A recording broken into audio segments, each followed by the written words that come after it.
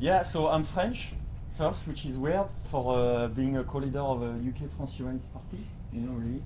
And but to me it doesn't matter because I'm a human being, and we all are human beings pretty much. And I think the problem that we have nowadays are global problems. They are problems on a global scale. It's humanity type of problem, and this what we saw is basically kind of a philosophical issue that we've been debating. Actually, we haven't thought about it, but it's like the logical consequence of all our actions, of the pharmaceutical industry, of the health industry, and what the Christian wanted, immortal life, it's been for thousands of years. And now we're gonna have it. Like, what does occur when we get everything we want? Like, we're gonna be extremely happy, we're gonna live forever, all our dreams come true. And it's like, what are we gonna do about it? That's kind of the big philosophical question. And for me, the crisis that we have right now is pretty much in the metaphysical world. It's in the realm of ideas, because it's like, we got all those technologies, so much power. Like, we have the nuclear energy, we have the power to live forever, we're gonna cure cancer, but we have also the power to destroy. And you see, there's a report by the IPCC that we've got 12 years, hard limit. And we sort of become numb to those announcements, because every day there's something like this. But at some point, it's gonna get real. And reality is gonna come back to us. And it's gonna hurt. Unless we get our shit together, basically. That's basically the issues that we face right now. It's like, we've got 12 years to get our shit together. And in a way, in the collective consciousness, there's this idea of heaven and hell. In a Bosch painting, maybe you've seen it. And it's always the same. In the story of a civilization, no matter how big a civilization is, it can collapse. All civilization can collapse. All of us, we can collapse. It's not impossible. I'm not saying it's going to happen, but it's not impossible. And it's all depending on the choice that we are going to make. Because we don't think that we are in control of the future. We always think that, it's the politician, or it's, some people is going to tell us and we're just going to follow. But it's gone. Those ideas are gone. It's the time for every single one of us to try to take action. Like, we always say, okay, the politician, they don't solve our problem and they're inadequate. But it's about us to step up, because it's like, don't expect the change to come from the top. I come from the innovation department. It always comes from the bottom. It's a bottom-up approach. This is where disruption comes from. And now, basically we need to disrupt the establishment. There is no trust in the system anymore. Like, you see the Brexit, it's such a shit show, because no one, they can't agree, and the way that the parliament is designed is sort of antiquated. What we need to learn to do is how we leverage collective intelligence. Actually, I've been in those events for like maybe 4 or 5 years, and I'm amazed at the quality of the people that are here. And if there's a way that we can ping on each other's ideas and so on, and have a conversation, and basically we need to find a science of cooperation before it's too late, because the issues that we have right now are on the global scale, and with all those different exponential growth in nanotechnologies, in AI, in longevity and so on, we have so much responsibility that this offers, and we better be ready for it. Because like, let's say that I call the singularity the genius, because it's like someone who's going to know everything. Let's imagine this AI. You can ask anything to this AI. They're going to know everything. They are 1,000-fold more intelligent than the more intelligent human being. What are we going to ask? That's the real question. Because in the story of Aladdin, when you ask something that you want, be careful of the collateral side effects that you haven't foresaw. And maybe, it's gonna transform us into paper clips because we want to produce more. And we're just, a nice tool that's hanging around to achieve its mission. Who knows? So that's why I believe the fight that we need to, where the fight's gonna occur, because technology is gonna advance. That's what people do. That's what all the pharmaceutical industry is working on, abolishing deaths and all those things. But now it's like, how do we steer it in the right direction? How do we make sure that the interests of the self are aligned to the interest of the collective and are aligned to the interest of the planet? Because now it's a global scale problem. So we've got to really think globally. How can we cooperate globally?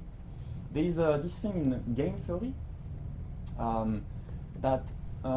so it's a theory where you have two agents and they play a game together, and basically one can choose for the other not to get their game, and the other vice versa. The best way to win the game is for the two to cooperate. And evolution favors cooperation. That's why lions and gorillas and so on are in extinctions, because tournament is good to increase, let's say, some kind of genetic quality to it. But on the long term, it fails as a strategy. And so what we need to do is sort of leverage the best of, let's say, the capitalistic, the free market economy, because lots of the things that we have today is thanks to the free market, actually. It's about creating an ecosystem where the interest of my own self, if I want more, I have to provide something of value for others to leverage, and that's how I gain my own stuff. Maybe we need a sort of counterbalancing ecosystem so that the interests of the collective are taken into account. And I'm suggesting perhaps something like a karma currency. For instance, there's the Me Too movement, so kind of public shaming is a tool now, and perhaps it's going to change behavior. In fact, we need to change our behavior, and what I'm thinking is, how can we go about it? And we all seek public recognition. We are very social creatures, and we want to be seen, we want to be appreciated. And so that's why people spend their time on Twitter and Facebook. They want likes. We're so into it. It's so part of who we are. So why not use this sort of inner drive that we have as a tool for behavioral change? And I'm thinking publicly acknowledging doing good, for instance, will be a good thing. For instance, Bill Gates has done such an amazing job, but now the only thing we have is a Nobel Prize, okay, which is great. But why don't we appreciate people who are really putting value into this world? Like scientists or philosophers or community builders, people who build bridge. But now celebrities are just so shallow. They have nothing to provide. And I think society is reflected by the kind of hero that we choose, by the kind of people we put on a pedestal. And now it's just like mindless entertainment, And maybe there is ways that we can sort of manufacture behavioral change. And so I'm thinking of a few ideas, and I would like you guys to tell me what you think. So one of the first ideas is let's do some positive advertisement. So every day we get bombarded by commercials that tell us to buy shit we don't need and make us feel inadequate. Like, oh, no, I'm not pretty enough, and that's why we feel shit. Because some marketers, some advertisers do it consciously to make us feel inadequate, so then we buy this. You are brainwashed, basically. And you've been brainwashed by advertisement, and recently by social media, because they control the algorithm of what you see. And I know it very well because I've been a software designer and I created a community, and I realized that how much you can change behavior by changing the rules of the game. And now that's the thing that occurs. It's like we need to step out of this control, basically. And so I'm thinking, okay, why don't we do split 50-50, so maybe 50% for the free market, and 50% you go in the street and you see, oh, I am enough, you are enough, or hug someone today, or tell your mother you love her, or be grateful, and positive messages that will help people feel better. Because right now we've got a crisis of well-being. We've got so much stuff and we are unhappy. So it's not working out. It's not more of the same thing we need. It's actually, we need to completely rethink the way that we organize ourselves. And for me, the Brexit or Trump or what happens in France is like, we see the failure of democracy. Like, we think democracy is the magic bullet, and I'm not so sure. Or maybe it's something different of a different flavor, I don't know. But Plato, in his book, The Republic, put democracy as force.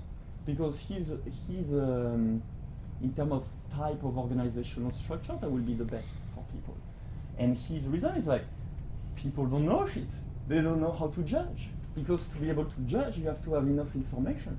If you go to a court, well, you need to hear from all the different parties before you make a judgment. But people don't have access to information. They have biases and so on. And so that's a problem, because they don't know what they're doing. And so that's why the Transhumanist Party believes that, I mean, one of the axioms is like, we need to be evidence-based. We need to ground ourselves in reality.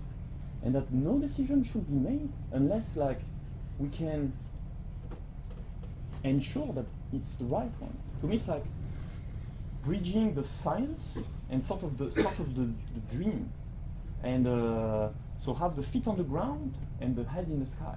And as long as we have both of those, I think we'll be fine. Yeah, what do you guys think about it so far? Does anything freak you out? Anything that you disagree with? Yes. Yes, I disagree with most of it. Yeah. I'm an interesting potential member of the Transhumanist Party. At the moment, I'm a member of the Conservative Party, not because I think it's the best, but because I think it's probably the least worst. I've long thought about becoming a Transhumanist Party member, and at the moment, I've just made an absolute decision that I'm not going to. Okay. And so, yeah, I'm utterly unconvinced by your, to be frank, woolly view of how human nature works, that you will be able to, your use of, oh, we must do this, we must do that, is idealistic and unrealistic in equal measure. And I think that, ironically, your argument about Brexit being a good example, I know David and I have crossed swords with this online, is the idea that you're better off trying to change things from the inside rather than sniping from the outside. Suggests to me that we'd be far better off trying to set up a transhumanist wing of all the other major parties rather than having a standalone group next to it. Okay, does anyone have something more constructive to share? Well, the Dean's suggestion is that transhumanist ideas can take place across different existing organisations. But I don't think that's going to happen unless there's people outside changing the Overton window, as it were, to raising ideas which weren't there before. It's like many parties today are ecologically minded, in part because of what the Green Party did as an outsider and brought that attention. And if you really want good ecology, maybe voting Green isn't the best way. But if it wasn't for the external work of the Green Party, this topic probably wouldn't have been on the agenda. So I think you are being constructive. Is that an evidence-based opinion, David? Or is that assertion? Okay, shall we move around? Shall we have a bit more? Yes, you wanted to share something? Yes, okay, so there's been lots of concerns in my personal stream of consciousness that end up thinking, well, the right way to change some of these things is to go into politics. And at that point I start to feel rather queasy, because that's not really the mode in which I operate. But it does seem to me that you have there are two pillars of making changes on that scale. One is that you have to articulate the changes that you want very well and deeply and widely. And that's arguably, you could say that there could be a thing called the Transhumanist Party that is responsible for doing that articulation. And then the other line of argument I'm quite sympathetic to is that, well, say I was a Green Party member. The Green Party has a very democratic structure. So if I was able to articulate some transhumanist ideas well, I could join the Green Party and start to encourage people to think along those lines. So for example, the Green Party currently takes a very dim view of nuclear energy, but we might think that nuclear energy has a role to play, and someone like me could go in there and perhaps be a little persuasive to sort of moderate that view. But to focus entirely on a new political party in the sense of it joining the political arena, it's very difficult to believe that that would actually get any members of parliament, for example. So, Jose, well, what's your view? Would you join another political party, or do you think it's more important for new political parties to be raised to highlight these points of view? You must be considering this question personally. Yeah, in my personal case, actually, I am going to be running for politics with a new movement to take the ideas of longevity into the European Parliament, because I see the potential, and I have been actually approached by the two largest parties from the right and the left. And even though I have my own personal preferences, I see that there is an interest from the big parties to take these ideas. Like you were saying, maybe the Greens, they spread their green ideas to all the parties. Well, I don't know if I will be able to take the longevity ideas, but to me it is the noblest thing I can do now, especially because I feel that I am aging, and I know that we are very, very close. So I want to stop that. I think I can have a personal impact with this separate movement, and then maybe the two largest parties will copy some of these ideas. I will be satisfied with that too. Janina, you've been an observer of the Transhumanist Party for a while. And I'm still a paid-up member. Still a paid-up member, thank you.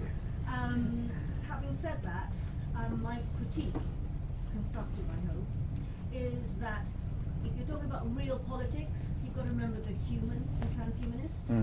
One thing I didn't hear from all the things that you said, harking back to that human, is redistribution.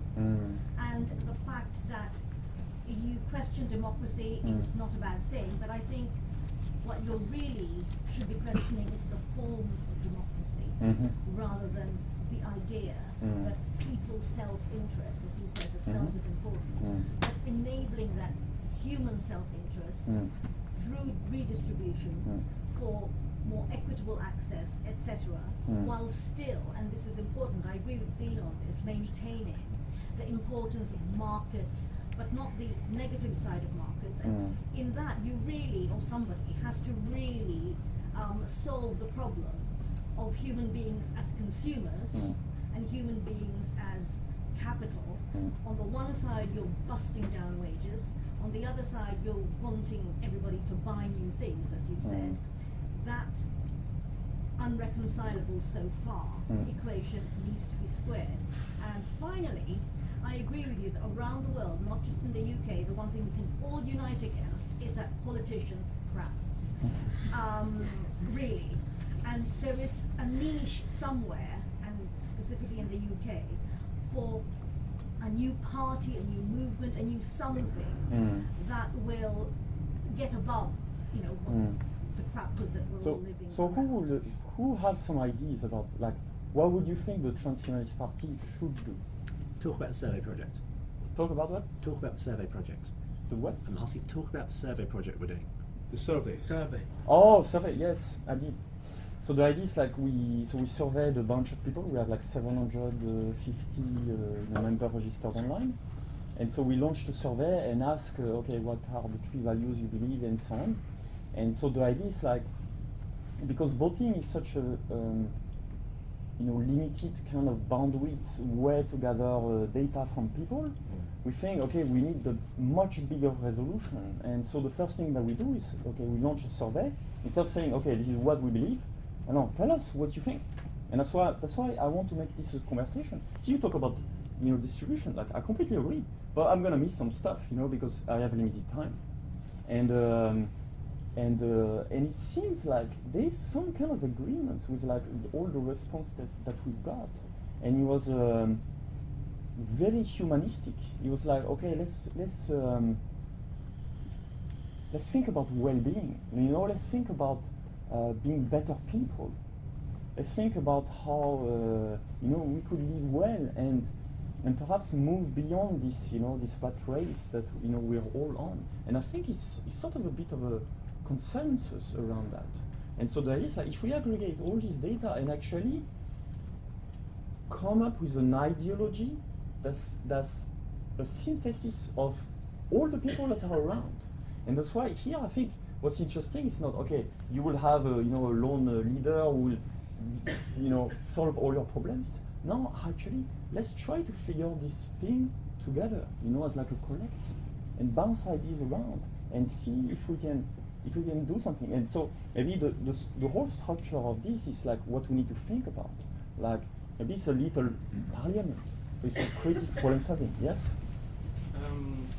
First of all, I'm a huge fan of the political process, so I'm really glad that on your talk last week, David, and today you're talking about getting involved in politics. I think this is great. I have two quick points on that. The first one is, I would advise that you talk down on democracy. You don't talk down on democracy. You don't. And when you make it a criticism of democracy, you need to come from a very healthy and a very robust side. So saying that all politics is broken, that the establishment is wrong, in my opinion, I think this is very wrong. Because I think this is the way we change things first. And second, if you say I want to be part of the political party, you will be part of that system. So if you start talking down on that system, then effectively you're saying you're going to become one of those people. And it's no, because eventually we're going to move to something else. It's a good aspiration that you want to become one of those people because this is how things change. But I would like to end on a more encouraging thought. I think this is a great idea to have a political party because even if the ultimate goal is getting into power, I think that you can achieve a lot of change by not necessarily going into power because the purpose of a small party is sort of speak to infect the political parties who actually do have power with its ideas, and you see that a lot of big parties have caused a lot of change not by getting into power but by infecting everybody else who is actually in office with their idea. Yeah, and the greatest paradigm about that, sadly, is UKIP. UKIP doesn't have a single elected politician, yet it managed to its agenda has completely won. So it didn't do it itself, but it's completely won. And this is what I think this is very encouraging for a small party. But my position on this is that I think we should be more ambitious than just think we be a small party. And to me, it's like we need to find an ideology, design it or discover it that works for everyone, left, right. It's going to be difficult. It's going to be challenging, and people are going to disagree. But if we base ourselves in evidence, and maybe we'll get there. Yeah, but I'm saying even if you don't win, if your agenda wins, yeah, it's sure, the same thing. fair enough. Yes, absolutely. Radek? So, based on that point that was just made, what's your selling point to huge ambitions to become a major political party? Looking at the electorate, and so many people don't really care about longevity and policy science because they have more pressing concerns about their daily life, economical and quality of the jobs, security of the jobs. So, just warning against like remaining in a built bubble. It's not just about longevity, it's about the best solution for healthcare. If we age, we get sick in multiple ways. If you really want people not to consume lots of health system resources, the best way is to address that.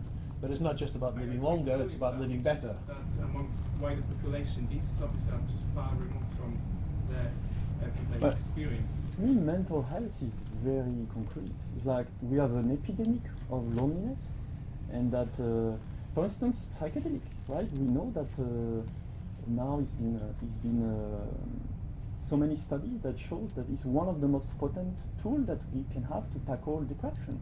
So many people are depressed.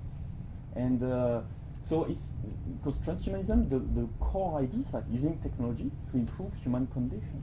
After we have to be agnostic at the type of technology that we use. And democracy is a technology, voting is a technology. And psychedelics is, I mean, the drugs that we take, everything you could say is a technology. Rupesh? Sorry? Initially been met with opposition. Fair enough.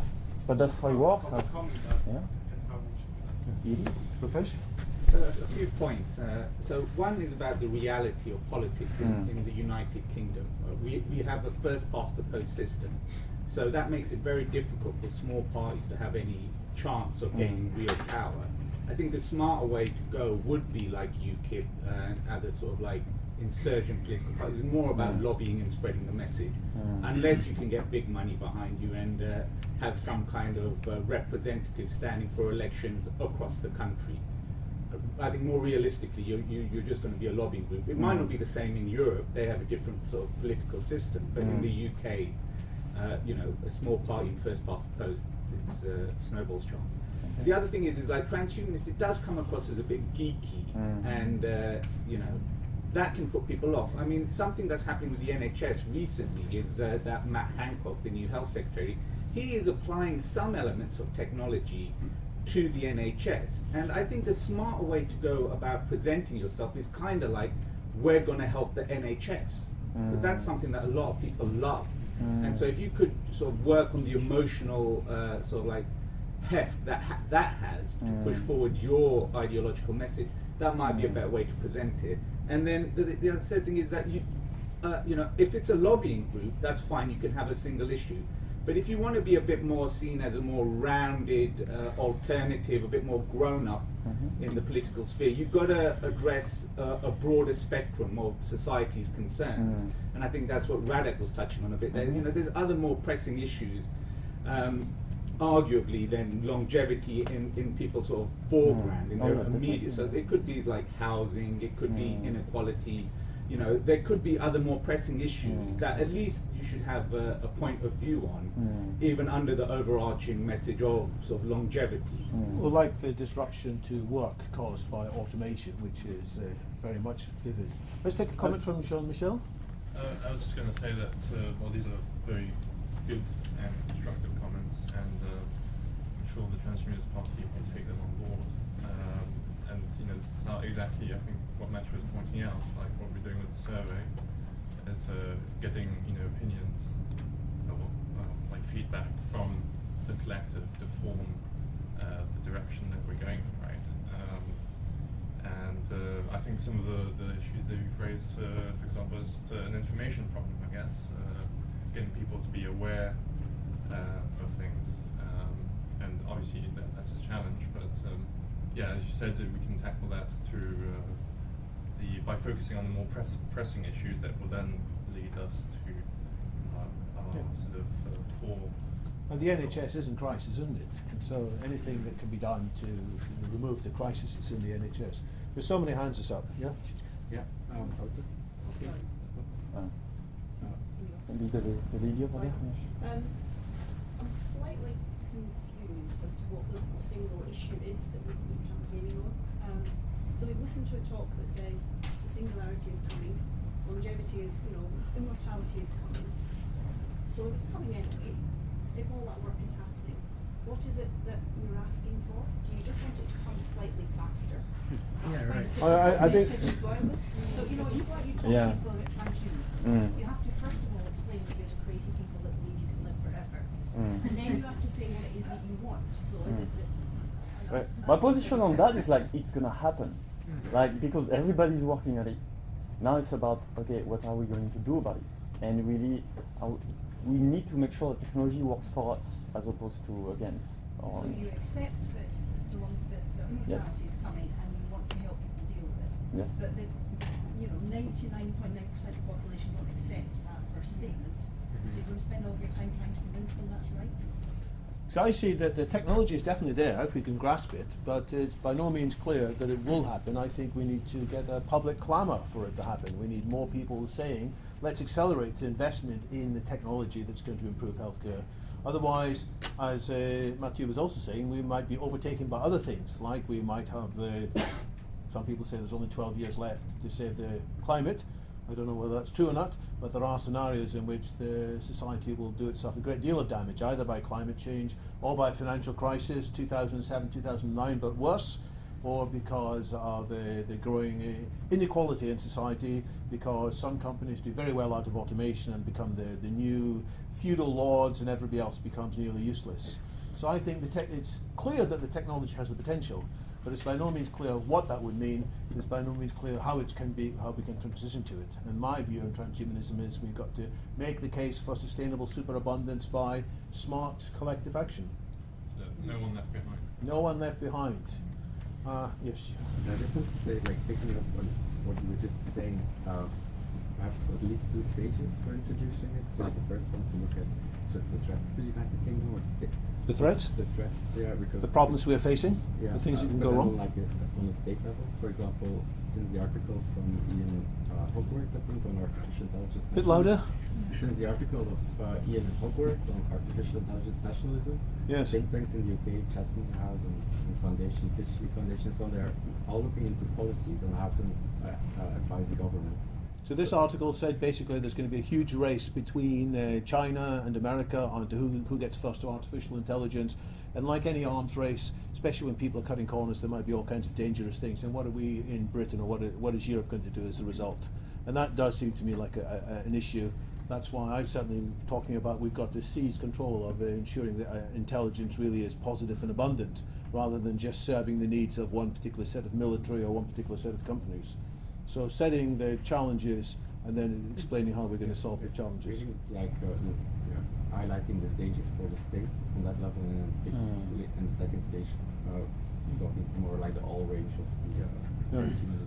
Let's take a few more comments and then we'll have answers at the end from the three of us. John, you had your hand? I had it, but I think I've been sort of, other people spoke for me. Other people spoke for you? My only observation was when you mentioned politicians who managed to advance good politics, like transhumanist points, if you want. Yeah. Not really, but we have the mainstream politicians, really, like JFK. So yeah. I think I concur with my colleague, my seatmate, with the fact that maybe it makes more sense to infiltrate or set up a branch in existing parties, because I mean mainstream politicians have shown that they can either be convinced or even they believe that some steps can be taken. So why don't you throw in a lot with Matt Hancock, for instance? I mean, why not? You know, like everything that can advance, it is great. But I think there's bigger, more structural problems than that. We know we have 12 years apparently, but you're talking about creating an ideology now, which will take other years. So by the time we have the ideology, probably we won't have much time to set up a party for election and take power. Elections in 2022 and 2027. So if that's the right timeline, I propose that you probably move to convince people who are already near the levers of power. Okay. At the back? So I was thinking that I've come to two talks, and they've both kind of were challenged by really complex, difficult questions and issues, and sort of the human need to, like, as a collective with the diverse opinions, come up with a consensus of like what's the best way forward, looking at ethics and philosophy and technical issues. So I think maybe like a way of focusing is actually like coming up with some case studies or ways of like how do we actually as a collective come up with the best solution, or at least in a selective solution, because I think if we can do that, that's a great step forward that in the political system seems to not exist at the moment. Absolutely. So what I was thinking actually was that how about if actually I thought about this, how about we hug each other? Because, you know, if we hug each other, you know, we build like, you know, oxytocin and serotonin, and then we will sort of, because you see like there's some kind of ego fight. It's like, oh, who is this young motherfucker here, you know, like presenting this party and it's French? I will do so much better. I think you're misinterpreting. I think you're misinterpreting what's happening. No, but it's a joke, you know. Okay. But my point is that we've got. Sorry? I don't think the British are as tactile as As a continent. I know, but that's my point. You see, But- like, we don't know how to be human anymore. Building bridges is important, positive reinforcement is important, and I really like the idea of some case studies as to here's an issue that the other political parties are struggling with, here's how we might go about solving it. Olga? I think you sense that a lot of us share the sentiment that something is rotten in the politics, time for change is here, but we need to get a lot more concrete. Yes. This is basically also the sentiment that you may be getting from a lot of people. You Okay, need to maybe I be should put concrete some. about Sorry, go ahead. listen Yeah, first. okay, go ahead. That's another thing. Yes, Maybe fine. you need to learn if you go into the politics world. So first, formulate what is the objective. What are you trying to achieve? Because I don't know about the rest of the audience, but I'm still trying to figure out. Okay. That is a mystery to me. So first is the objective, and the second is the roadmap. You need to create a roadmap. With the first steps, I think I forgot the name. Radical. Relevant to the audience. So something that will appeal to the audience today, not too far away, not something that is completely bogus and you have to convince people. So get concrete, have the objective, and create a roadmap. Tangible steps, first steps, and then move forward. Right. So my objective is to figure out what objective, Yeah, well. and to build a roadmap together. Let's try to see if we can agree on an objective and a roadmap. So as somebody who's not that familiar with the transhumanist environment, you've been talking about longevity and being immortal and being so important, but I don't understand why in the first place. Like, why do we try to avoid death as if it was the worst thing? In my opinion, it's something normal that is, allows us as a species to kind of, like, it's part of life. I think you're a victim of bad philosophy. Bad philosophy teaches everybody you should die. That's the thing, you never even went into the details why longevity is the thing. You never went concrete, like, why is this? Like, you don't even put the effort into getting the message across. Why is this something that we need? Like, yeah. Life is good, health is good, ill health is bad. If we've fought to conquer infectious diseases, we can just say, oh well, these guys are going to die, nothing, it's too bad they're going to die, there's nothing we can do.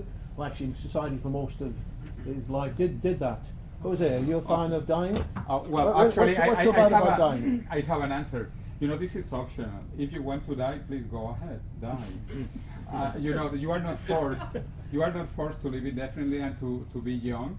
Also, because you are probably very young, you don't see the problems with aging that we experience, even though we are in very good physical shape, I think.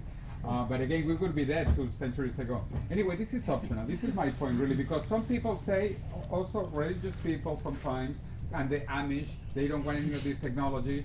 They say, well, if they don't want mobile phones, if they don't want computers, let them be that way. If you want to die, please, be my guest.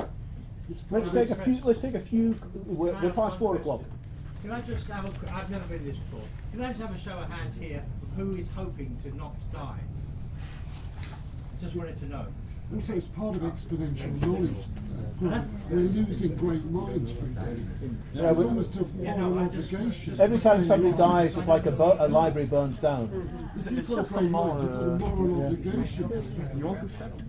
Yes. Well, yeah.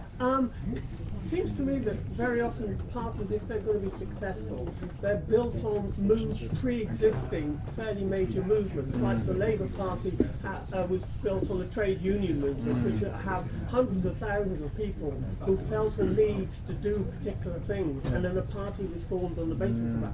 The Green Party, on the basis of the environmental movement and Greenpeace and things like that, that they saw a need and then the party followed. It seems to me that there isn't that wide a base yet of people who belong to other organisations that really, to have the need for a party to speak for them. I think that's been true historically. Yes. I think in modern times ideas can change much more quickly. I don't agree it's going to take 12 years to change everybody's mind. I think the ideas are sort of in the zeitgeist already and they can be raised up and ideas can change much more quickly. I'm completely lost in looking after this meeting now because there's a dozen hands up and we're over time.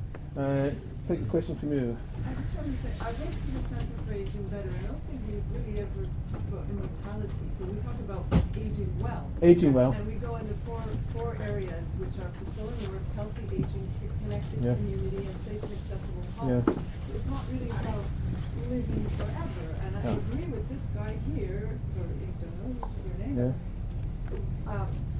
It seems like a natural cycle to be born and die, just like everything in the world. I don't know, it just seems like this is a natural cycle, but I don't understand this like desire for immortality. Why? Well, desire to live longer, I would say. I'm not sure I want to live forever.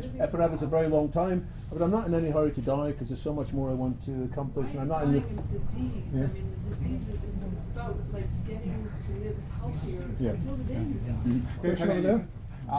Can I answer that? Because our book, basically half is about the science and half of the book is about the moral issues. If you look at people today die of aging and the age-related diseases. 2 centuries ago, people died of infections, people died of wars.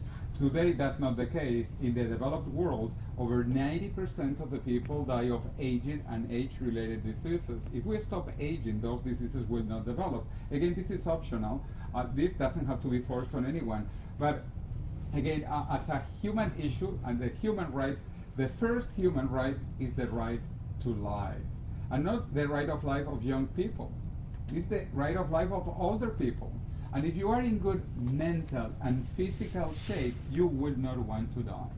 If you are in bad mental state and bad physical state, then you probably want to die, and people commit suicide because of that. But that is why we want to have a healthy mental condition and a healthy physical condition. But again, this is optional. If people want to die, that is okay with me. The Amish don't want technology. Let the Amish be that way. If some people want to die, let them be that way. Okay, but I don't.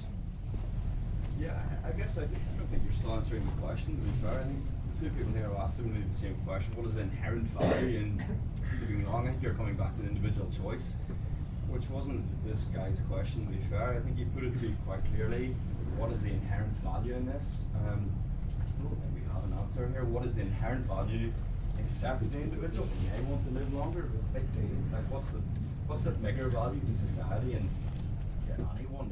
You want to comment on this as well? I guess I can say. I think so. I think that the point isn't so much necessarily some people want to live forever, some people don't want to live forever. It's that the technology is going to enable the opportunity to live as much as long as you want. And so it's dealing with that reality, which is really the important part. It's not Why is that a good thing? I'm not saying it's a good thing. I'm not saying it's good or bad. I'm saying the technology is coming. Well, I have no doubt it is good to be in good mental and physical shape. I think this is fantastic. You don't want to be schizophrenic, I hope. You don't want to be crippled. This is not about these getting at that point. It's not about not living. Everyone wants to live well while still alive. I think why would we want Well, to live healthy aging is an oxymoron. There is no healthy aging. When you age, you lose your health. So this idea of healthy aging to me is sadly. It's a new idea. You had that slide that said new ideas will be ridiculed at first and then violently opposed and then will be accepted. accepted. So maybe that will too. I don't think it is an oxymoron myself. Okay, we're going to keep quiet for a few minutes and we'll let a few people make comments from the floor who haven't spoken before. Yeah? I'd like to say I'm a little surprised at the opposition, especially here at the Futurist Society. It seems like we ought to be talking about not aging or prolonging our mental health as much as possible. But from a political movement, it is obviously whenever we have political people who want you to solve today's problems, not problems that we might envision in the next 20, 30 or 40 years. I would say that it is clear that we will be living longer, whether mentally well or not. It has been proven. And it's also clear that the machines will be taking over. So I think your challenge, I think that you're proposing, is how do we live better in an environment where we're both living longer, but also the machines will be taking over more and more of our lives. Thanks. Question here?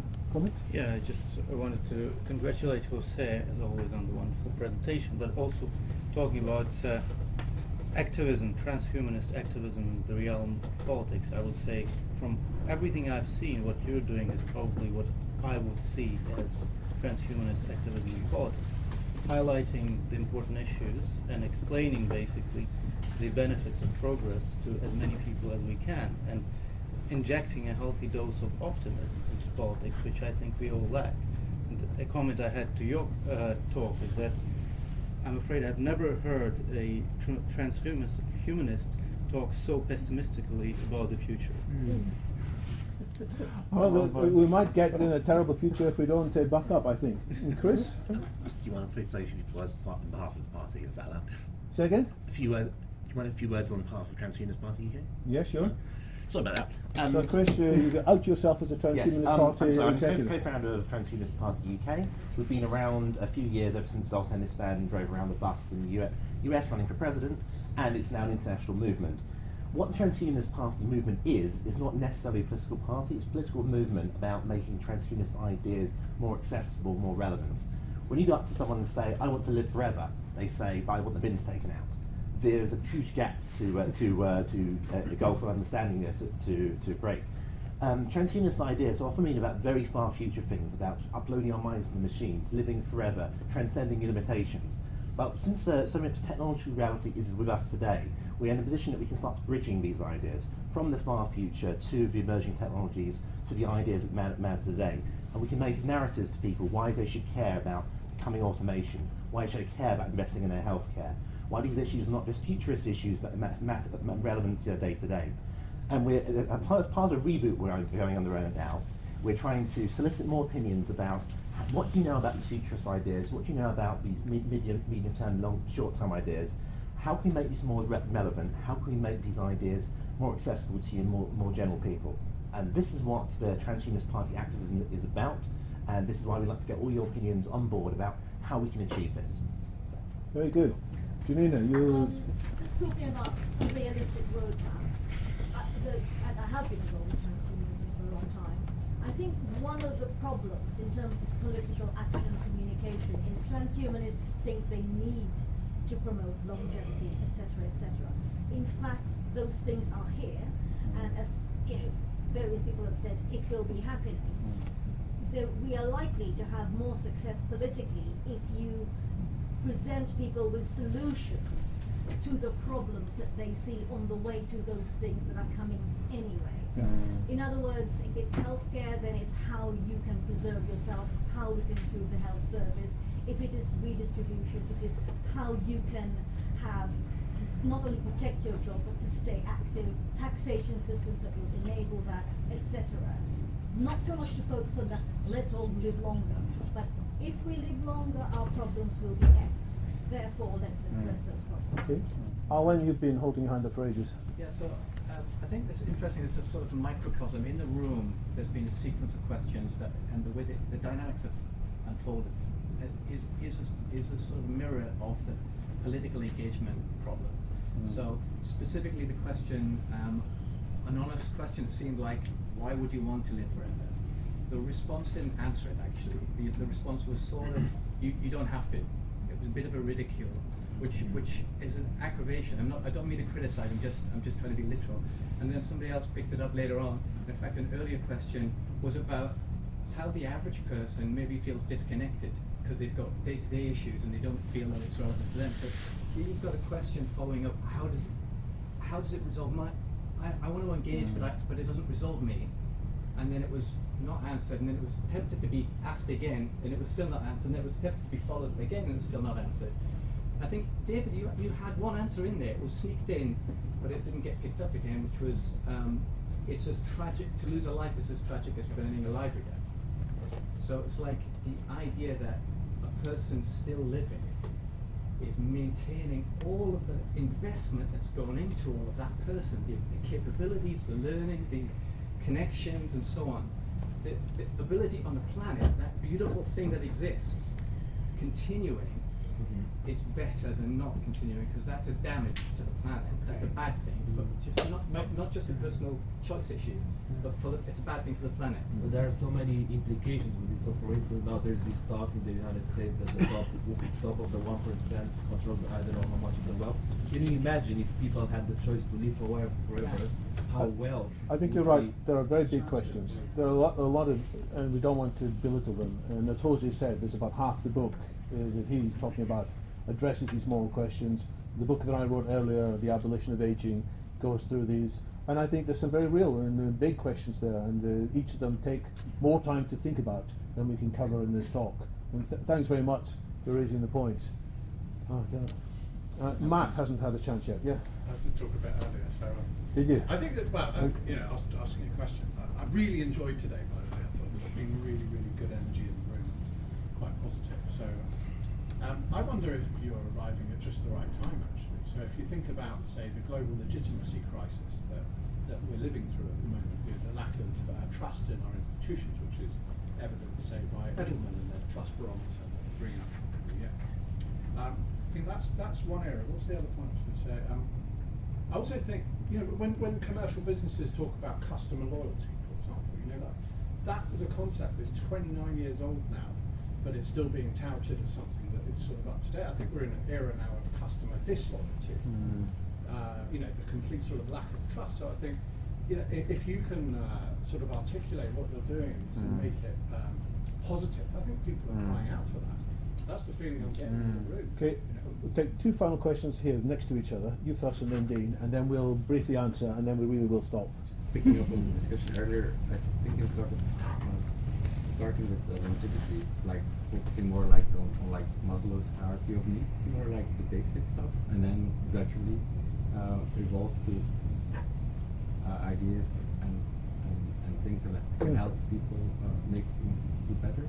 But there are so many things happening. For example, you could try and give a positive twist on Brexit, because creating like a new or like industrial revolution, like having the UK lead, and then turning the power balance upside down with the continental Europe instead of having to negotiate to bring stuff. So there are so many more possibilities with technology. Also, just listening to people. I think in London, we have taxi drivers, Uber drivers are in trouble now because I just talked to them on the way here. They can't get rid of their cars because of the ultra low emission zones.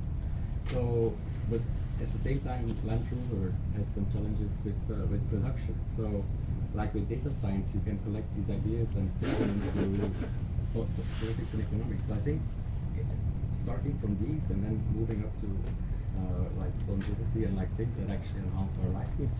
Good point. Dean? All right, trying to be a bit more constructive here.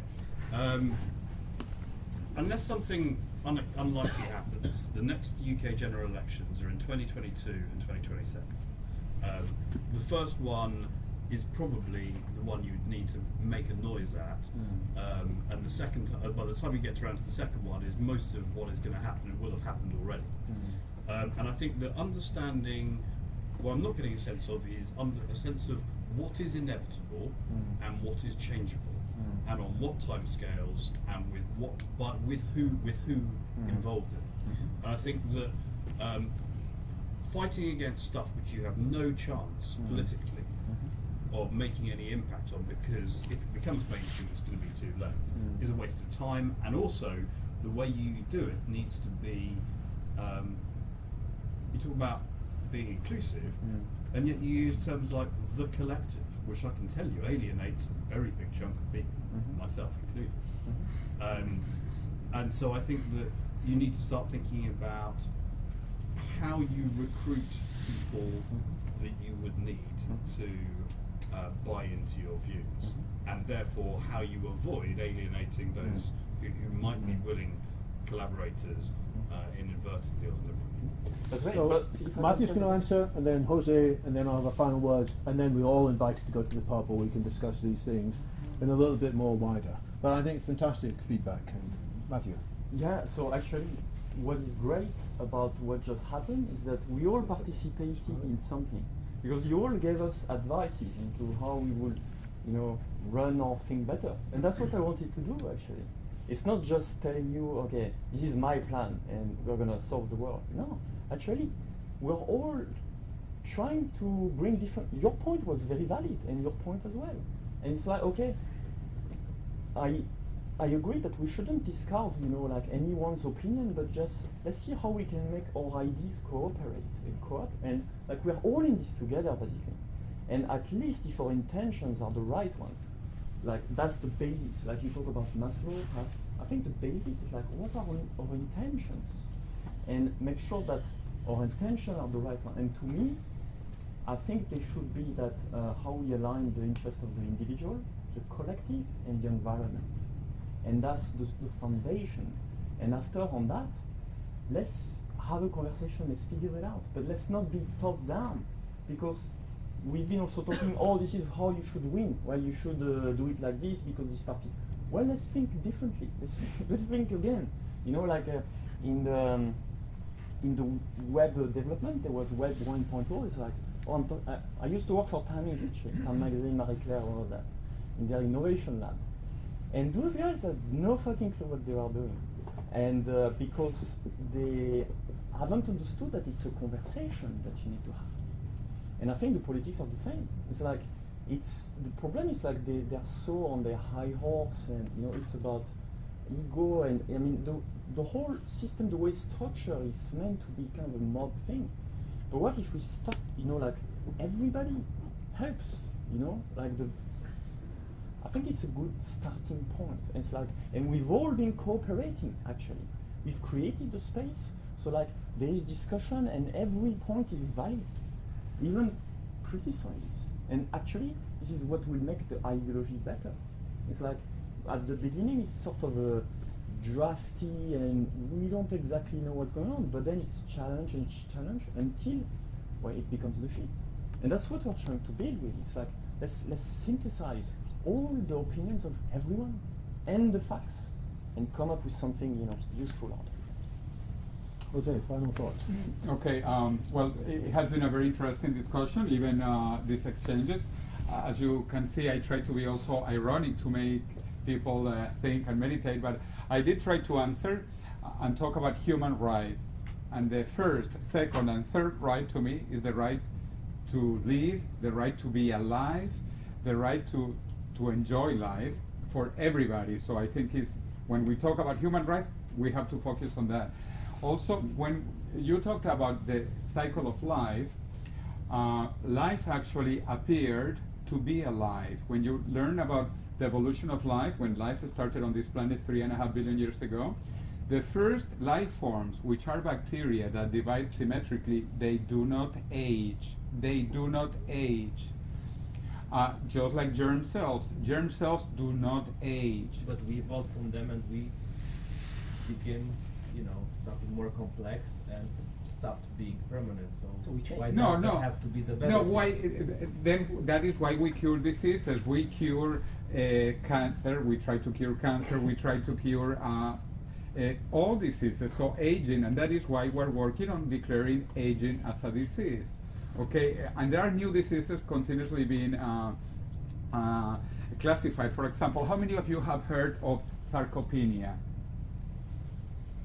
Okay, very few people. Well, sarcopenia is a new disease that has been classified in the last classification of the World Health Organization. In the next edition, in 10 years, there will be new diseases that are being discovered or are classified as diseases. Also, Alzheimer's was not a disease a century ago. And now we call it a disease, and we try to cure a disease called Alzheimer's. Sarcopenia now, and soon aging, I believe. Again, because the most beautiful thing we can do is to remain healthy, mentally and physically. If you have your parents and maybe your grandparents alive, do you enjoy seeing them getting older and older, even if it is very healthy? I don't think it is something to be enjoyed. But we can continue having a beer. I just wanted to say one final thing, Transhumanism, and there are fantastic videos. One of them was done here in England about what is transhumanism and posthumanism. Just Google it, a beautiful video. We talk about indefinite or super augmented longevity, intelligence, and well-being. Another British philosopher, David Pearce, he talks about being incredibly happy, which is an important thing. How to be happier, how to live longer, and how to be more intelligent. Because we have a very limited intelligence now, and this is another thing I try to convey. Many people are worried about artificial intelligence. I do not understand how people can be worried about being more intelligent. That I really don't understand. We should be worried not about artificial intelligence. We should be worried about human stupidity. That is the real worry I have. Because humans, we are naturally stupid, not artificially stupid. We are born stupid. And if we can become more and more intelligent, we should welcome it.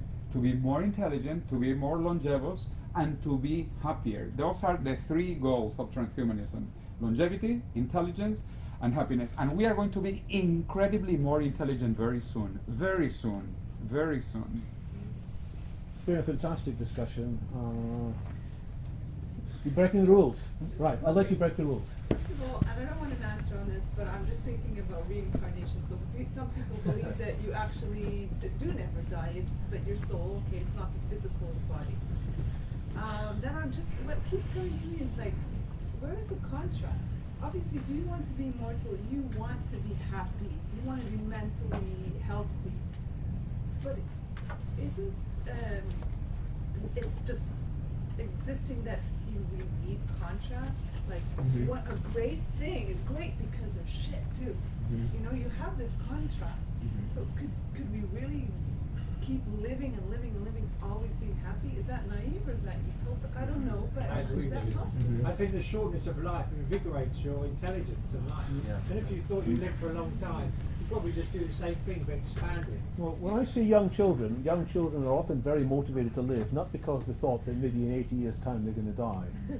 I think, yes, we should have challenges, and the vision I see for the future, there'll be plenty of difficulties, but they won't be the kind of difficulties that oppress people so badly today that it knocks all the spirit out and really leaves them defeated and depressed.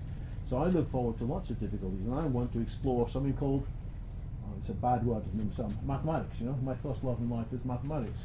There's very hard problems which I want to spend my time, but there'll be many other things, exploring music, exploring drama, exploring the outer space, exploring inner space. There'll be lots of hard things to do, but we'll just be freed of some of the really oppressive stuff that holds us back. And we learn to sort of philosophize them away and say, what was it? Dopiet decorum est pro patria mori. It's sweet and beautiful to die for your country, people used to say.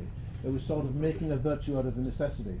But we don't need to make a virtue out of the necessity of death anymore. We can have much longer life. But it's been a fantastic discussion. I think I have answers to about half the questions that have been raised. The other ones, I mean, I need to do some more research, and I welcome the discussion. Some of the answers I put in my own book here. It's meant to be a kind of a roadmap. It's meant to take your question, Olga.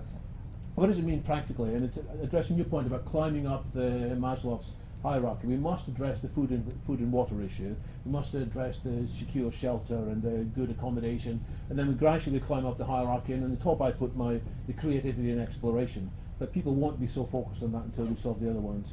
I think technology has the power to make these solutions quickly and wonderfully, but we're not going to do it unless we have a kind of discussion that Mathieu is accelerating. Let's have this discussion about what we really want and what's really possible, and then let's change society's priorities so that instead of chasing a lot of the trivial stuff that occupies our mind too much, we really put our minds on achieving this sustainable superabundance, this wonderful human flourishing, super intelligence, super happiness, super society. I call it super democracy, because I very much don't want to leave people behind either. I think we can do that. We'll be in a much we'll go beyond humanity to transhumanity. I think that's what evolution has been about. Evolution does not stop at humanity. You're quite right. Evolution has changed the nature of life many times, and it can change it again if we see it and if we grasp that possibility. And then we'll look back and be grateful that we made this change. So thanks to everybody. I want to thank my two fellow speakers, and I especially want to thank all of you for staying well beyond their time. My God, it's 4:30. Right. You've done a fantastic job, and it means at least you've got some, either you're trapped against something you can't get out, or at least part of your brain saying this is a good discussion. So thanks to all of you for staying, and thanks to the panelists. Follow us to the pub if you want to discuss in a slightly different settings, and look forward to more meetings of London Futurists soon. Thanks.